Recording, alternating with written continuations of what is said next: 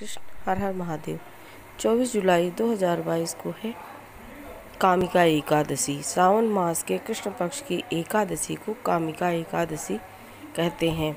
इस दिन भगवान श्री हरि विष्णु का माता लक्ष्मी संग पूजन किया जाता है। श्री हरि विष्णु का पूजन करने से हमारे पापों का नाश होता है, पुण्यों का उदय होता है और एकादशी को व्रतराज कहा जाता है। इस व्रत को करने से वाजपेयी यज्ञ के करने का फल मिलता है। कुरुक्षेत्र, बद्रीनाथ आदि क्षेत्रों में जो धर्म कर्म किए जाते हैं, स्नान आदि किया जाता है, उसका जो पुण्य मिलता है वो एकादशी का व्रत करने से वह पुण्य मिल जाता है। कामिका एकादशी के व्रत करने से हमारे पापों का नाश होता है, यहाँ तक कि ब्रह्म हत्या जैसे पापों का भी नाश होता है, पुण्यों का उदय होता है, श्री हरि की कृपा प्राप्त होती है। इस दिन भगवान श्री हरि का पूजन करने से न केवल हमें बल्कि हमारे पितरों को भी बहुत लाभ मिलता है। कहते हैं इस दिन पितृलोक में अगर हम इस दिन व्रत रखते हैं तो पितृलोक में हमारे पितरों को श्री हरि विष्णु का सानिध्य मिलता है और उनकी कृपा प्राप्त होती है। ये पद्म पुराण में कहा गया है। अब एकादशी का व्रत कैसे करें, क्या ध्यान रखने वाली बात है? तो एकादशी को प्रातःकाल आप जल्दी उठकर स्नान आदि कर लें। अपने पूजन कक्ष में पीला या लाल आसन बिछाकर श्री हरि विष्णु की प्रतिमा या मूर्ति स्थापित करें। यदि फोटो हो तो उनको जल का छींटा दें और यदि आपके पास मूर्ति या प्रतिमा है तो उनका पंचामृत से अभिषेक करें।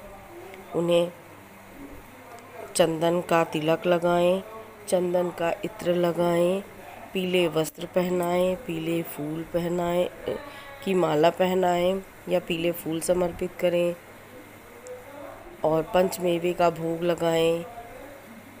हो सके तो मखाने की खीर बनाएं और माता लक्ष्मी का पूजन करें। उनको भी कुमकुम का तिलक लगाएं, लाल फूल चढ़ाएं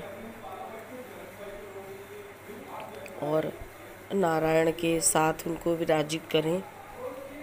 और हो सके तो लक्ष्मी और नारायण के युगल मंत्रों का जाप करें। कुछ नहीं आता आपको तो ओम नमो लक्ष्मी नारायणाय नमः इस मंत्र का जाप करें या ओम नमो भगवते वासुदेवाय इस मंत्र का जाप करें। विष्णु सहस्त्र नाम का पाठ करें, बहुत शुभ फल देता है और उससे हमारे और हमारे पितरों दोनों का कल्याण होता है। और एकादशी के दिन संभव हो तो पीपल के नीचे उनकी जड़ों में केसर डाल के, दूध डाल के जल का सिंचन करें। लेकिन रविवार है तो आप अगर अवॉइड करना चाहते हैं तो अवॉइड कर सकें। और शुद्ध घी का दीपक जलाएं, श्री हरि विष्णु के मंत्रों का यथाशक्ति ज़्यादा जाप करें।